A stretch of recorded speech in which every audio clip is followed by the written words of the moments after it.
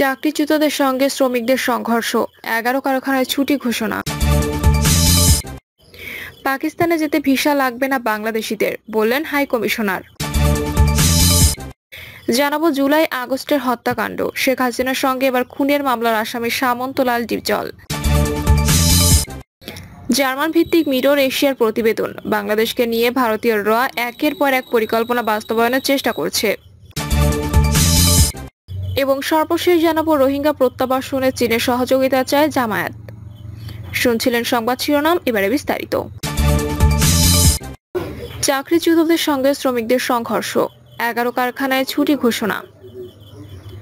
টঙ্গীতে বিক্ষোভ ও ভাঙচুরের কারণে 11 কারখানা বন্ধ ঘোষণা করেছে কর্তৃপক্ষ। বিভিন্ন সময় ওইসব কারখানা থেকে যারা চাকরিচ্যুত হয়েছিলেন তারা এ ভাঙচুরে অংশ নেন বলে অভিযোগ শ্রমিক ও কারখানার কর্মকর্তাদের। পুলিশ এবং স্থানীয় সূত্রে জানা গেছে, সকালে কাজে যোগ দেন টঙ্গীর বিসিক এলাকার সব পোশাক কারখানার শ্রমিকরা। এরপর সকাল 9:30টার দিকে চাকরিচ্যুত কয়েকশো শ্রমিক কয়েক ধাপে 11টি পোশাক কারখানা গেটে অবস্থান নেন। তারা কর্মরত শ্রমিকদের আন্দোলনে যোগ দিতে আহ্বান জানান। এ সময় কারখানায় কর্মরত শ্রমিকরা তাদের ডাকে সাড়া দিতে অস্বীকৃতি জানান। এতে চাকরিচ্যুত শ্রমিকরা ওই 11টি কারখানায় ভাঙচুর চালান। নিজ কারখানায় ভাঙচুর ঠেকানোর চেষ্টা করে শ্রমিকরা। এতে চাকরিচ্যুতদের সঙ্গে শ্রমিকদের ধাওয়া পাল্টা ধাওয়া হয়। পরে ভাঙচুর এড়াতে ওই কারখানাগুলোতে ছুটি ঘোষণা করে কর্তৃপক্ষের সময় চাকরিচ্যুত অন্তত 2 জন শ্রমিক আহত হয়েছেন বলে খবর পাওয়া যায়। এদিকে দুপুর 2টার দিকে কারখানাগুলোতে ছুটি ঘোষণা করলে চাকরিচ্যুত শ্রমিকরা টঙ্গীর বিসিক এলাকার পানি ট্যাঙ্কি শাখা সড়ক অবস্থান নিয়ে বিক্ষোভ করেন। পাকিস্তানে যেতে ভিসা লাগবে না বাংলাদেশিদের, বললেন হাই কমিশনার। বাংলাদেশিরা ভিসা ছাড়াই পাকিস্তানে যাতায়াত করতে পারবে বলে জানিয়েছেন ঢাকায় নিযুক্ত দেশটির হাই কমিশনার সৈয়দ আহমদ মারুফ। তিনি বলেন, 2 সপ্তাহ আগে পাকিস্তান নতুন ভিসা নীতিমালা ঘোষণা করেছে। এর আওতায় বাংলাদেশ সহ 126টি দেশের নাগরিকগণ ভিসা ছাড়া পাকিস্তানে যাতায়াত করতে পারবে। সেই সঙ্গে পারস্পরিক সম্পর্ক ও ব্যবসায়িক স্বার্থে 2 দেশের মধ্যে পুনরায় সরাসরি ফ্লাইট চালুর উপর গুরুত্ব আরোপ করেন হাই কমিশনার। বিগত 15 বছরে 2 দেশের দ্বিপাক্ষিক সম্পর্কে যে শুষ্কতা সৃষ্টি হয়েছে তার উত্তরণ ঘটিয়ে পারস্পরিক সম্পর্ক জোরদারের সঙ্গে ভিসা সহজীকরণের বিষয়েও সম্মত হয়েছেন তারা। বাংলাদেশের সাম্প্রতিক বৈষম্য বিরোধী ছাত্র আন্দোলনের সময় এর প্রভাব পড়েছে পাকিস্তানেও। সে সময় অনেক পাকিস্তানি নাগরিক বাংলাদেশের পতাকা উড়িয়ে আনন্দ উৎসব করেছে বলে জানিয়েছেন আহমদ মারুফ। জুলাই আগস্টের হত্যাকাণ্ড, শেখ হাসিনার সঙ্গে এবার খুনের মামলার আসামি সামন্তলাল ডিপজল। বৈষম্য বিরোধী ছাত্র আন্দোলনের সময় রাজধানীর ধানমন্ডি এলাকায় গুলি করে শুভ নামে এক যুবককে হত্যার অভিযোগে সাবেক প্রধানমন্ত্রী শেখ হাসিনা, স্বাস্থ্যমন্ত্রী সামন্তলাল সেন, অভিনেতা ও ব্যবসায়ী মনোয়ার হোসেন ডিপজল সহ 38 জনের বিরুদ্ধে হত্যা মামলা করা হয়েছে। বৈষম্য বিরোধী আন্দোলনের সময় গত 19 জুলাই ধানমন্ডি থানাধীন 3 নম্বর রোডে গুলিবিদ্ধ হন শুভ। পরদিন চিকিৎসাধীন অবস্থায় মারা যান তিনি। জার্মান ভিত্তিক মিরর এশিয়ার প্রতিবেদন, বাংলাদেশকে নিয়ে ভারতীয়রা একের পর এক পরিকল্পনা বাস্তবায়নের চেষ্টা করছে। হাসিনাত্তর বাংলাদেশ নিয়ে ভারতীয় গোয়েন্দা সংস্থা র একের পর এক পরিকল্পনা বাস্তবায়ন করছে বলে রিপোর্ট করেছে জার্মানির বন ভিত্তিক নিউজ পোর্টাল দি মিরর এশিয়া। পত্রিকাটির প্রতিবেদনে বলা হয়েছে, বাংলাদেশকে নিয়ে ভারতের প্রথম প্রজেক্ট 1 সেপ্টেম্বর থেকে 30 নভেম্বর পর্যন্ত সময়ের জন্য। এই প্রজেক্টের উদ্দেশ্য হল বামপন্থীদের মাধ্যমে ইউনূস সরকারের ওপর হেফাজত শিবির ও হিজবুত তাহরির ভর করেছে এমন বয়ান হাজির করানো। সেই সাথে রয়ের সাথে দীর্ঘদিন যোগাযোগ রয়েছে হেফাজত ইসলামের এমন অংশদের বোঝানো যায় ডক্টর ইউনূস সুদখোর, তিনি মার্কিন এজেন্ট, কোনোভাবে ভালো মুসলিম নন। কিছুদিন গেলে এই সরকার সমকামীদের অধিকারকে স্বীকৃতি দিতে পারে। এই গ্রুপকে জামায়াতের সাথে ধর্মভিত্তিক দলগুলোর ঐক্যে না যাওয়ার জন্য নির্দেশনা দেওয়া হয়েছে। মিরর এশিয়ার প্রতিবেদনে বলা হয়, বাংলা মিশন এর সবচেয়ে গুরুত্ব দেওয়া হচ্ছে আন্দোলনকারীদের সাথে হিজবুত তাহরির সংশ্লিষ্টতা ও তাদের ভাবাদর্শ নিয়ে একটি ভয় সৃষ্টি করার প্রতি। দ্য মিরর এশিয়া উল্লেখ করেছে, ইতিমধ্যে মার্কিন সাম্রাজ্যবাদ বিরোধী 3 জন বামপন্থী সাবেক ছাত্রনেতার সাথে পশ্চিম বাংলায় দিল্লিতে কর্মরত একজন সাংবাদিক দীর্ঘ সময় কথা বলেছেন। প্রতিবেদনে বলা হয়, এই মুহূর্তে ভারতের অগ্রাধিকার হলে তরুণদের কোনো দল গঠনের সুযোগ না দিয়ে বর্তমান সরকারকে নভেম্বরের মধ্যে হিজবুত তাহরির ও শিবির প্রভাবিত সরকার বলে চিহ্নিত করে একটা অস্থিরতা সৃষ্টি করা। অন্যদিকে নির্বাচনের পরিবেশের কথা বলে আগামী 6 মাসের মধ্যে আওয়ামী লীগকে প্রকাশ্য রাজনীতিতে নিয়ে আসা।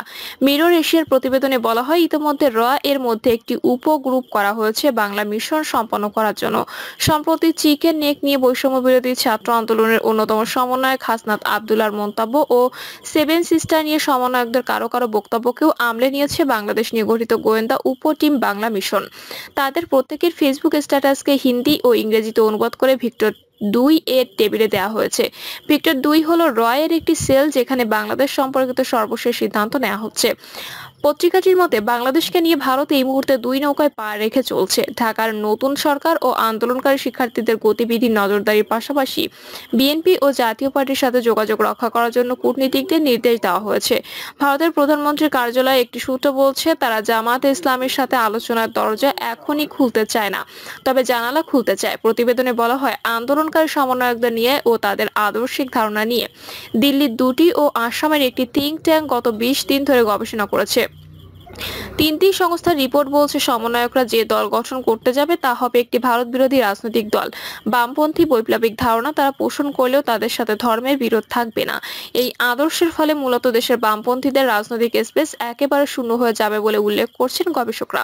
ফলে তারা বামদের সাথে তরুণদের একটা দ্বন্দ্ব তৈরি হবে বলে ধারণা করছেন। সে চিন্তা থেকেই বামপন্থী ছাত্র নেতাদের সাথে যোগাযোগ করছে। এছাড়া সম্প্রতি হয়ে যাওয়া গণ অভ্যুত্থানে তারা একটি দার্শনিক ও ঐতিহাসিক ভিত্তি দিতে চাইলে বাংলাদেশের জাতীয় ইতিহাসে মুক্তিযুদ্ধের একছত্র বয়ান হবে বলে মনে করছেন তারা, যা ঢাকার ভারতের সফট পাওয়ারকে দুর্বল করে দেবে। এই গণ অভ্যুত্থানের চেতনাকে বৃহত্তর পরিসরে গ্রহণ করা হলে এর দ্বিতীয় পরিকল্পনা রিসেটেল আওয়ামী লীগ 2025 ও খুব কঠিন হয়ে যাবে। মিরর এশিয়া ভারতের পরবর্তী পরিকল্পনা কি হতে পারে তা নিয়ে গত এক সপ্তাহ ধরে অনুসন্ধান করে দেখতে পায়। সম্প্রতি হাসিনাকে সাউথ দিল্লির একটি সরকারি আবাসিকে স্থানান্তরিত করা হয়েছে। তবে অন্য একটি সূত্র বলছে, হাসিনা বর্তমানে ভারতের অভ্যন্তরীণ গোয়েন্দা সংস্থা ইন্টেলিজেন্স ব্যুরোর সুরক্ষিত একটি ভবনে থাকছেন। অতি সম্প্রতি ভারতের ডজন খানেক হাই প্রোফাইল মিটিং হয়েছে তার সাথে।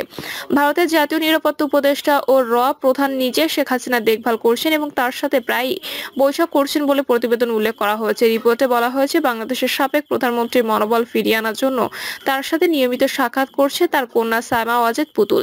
নিয়মিত যোগ ব্যায়ামও করছেন হাসিনার নতুন বাসভবনের নিরাপত্তা ব্যবস্থা ও তার ব্যক্তিগত কর্মকর্তা নিয়োগ দেখে দিল্লিতে কর্মরত এক বাঙালি সাংবাদিক দ্য মিরর এশিয়াকে বলেছেন, হাসিনা দিল্লিতে দীর্ঘ সময়ের জন্য থাকবেন।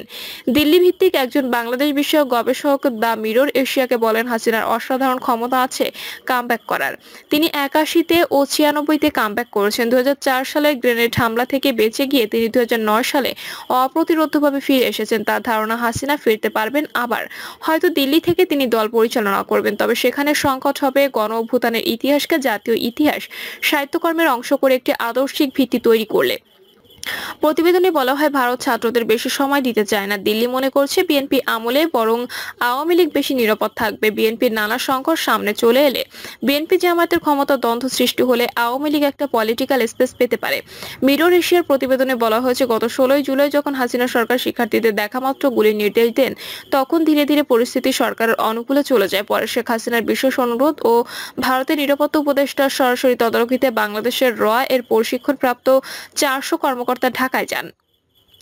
তাদের ভাষায় কাশ্মীরি কায়দায় আন্দোলন দমন করে তারা দিল্লি ফিরেন 28 জুলাই। মিরর এশিয়ার ভাষ্যমতে, পরবর্তী পরিস্থিতি নিয়ে ওয়াকিবহাল ছিল না। তারা সিআই এর কৌশলের কাছে হেরে যায় 5ই আগস্ট। যদিও 5ই আগস্টে শেখ হাসিনা দিল্লি চলে যাওয়ার সিদ্ধান্ত হঠাৎ করে নেওয়া নয়। 2রা আগস্ট প্ল্যান সি এর অংশ হিসেবে এই পরিকল্পনা করে রাখে হাসিনা ও ভারতের জাতীয় নিরাপত্তা উপদেষ্টা অজিত ডোভাল।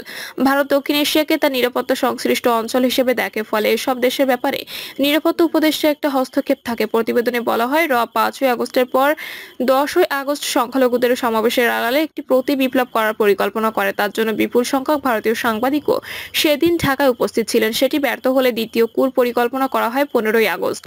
সেটিও ব্যর্থ হয়। তবে সম্প্রতি দেশে যে আনসার বিদ্রোহের পরিকল্পনা হয় তা আওয়ামী লীগের অভ্যন্তরীণভাবে নেয়া। তার সাথে এর সংশ্লিষ্টতা খুঁজে পায়নি the Mirror Asia. Mirror Asia Hasina ও ভারতের পরবর্তী পরিকল্পনার দিকে নজর রাখছে বলে উল্লেখ করে বলেছে, এজন্য বাংলাদেশের উপর নজর রাখেন এমন 2 দুই সাংবাদিক, প্রধানমন্ত্রীর কার্যালয়ে এক কর্মকর্তা, দুজন থিঙ্ক ট্যাঙ্কের গবেষক ও সিক্রেট সার্ভিসের একজনের সাথেও কথা বলেছে মিরর এশিয়া। মিরর এশিয়ার সাথে আসাম থেকে একজন বাংলাদেশে এক্সপার্ট কথা বলেছেন। তিনি বলেছেন, হাসিনা নর্থ ইস্টের সাথে ভারতের মূল ভূখণ্ডে যোগাযোগ করিয়ে দেওয়ার যে কথা বলেছিলেন সে স্বপ্ন একেবারে ভেঙে গেছে। বিএনপি এক্ষেত্রে ভারতকে সহযোগিতা করবে না। নতুন রাজনৈতিক দল হবে অনেক বেশি তারুণ্য নির্ভর, তারা কূটনীতির চেয়ে রাজনৈতিক ভাষায় বেশি কথা বলবেন।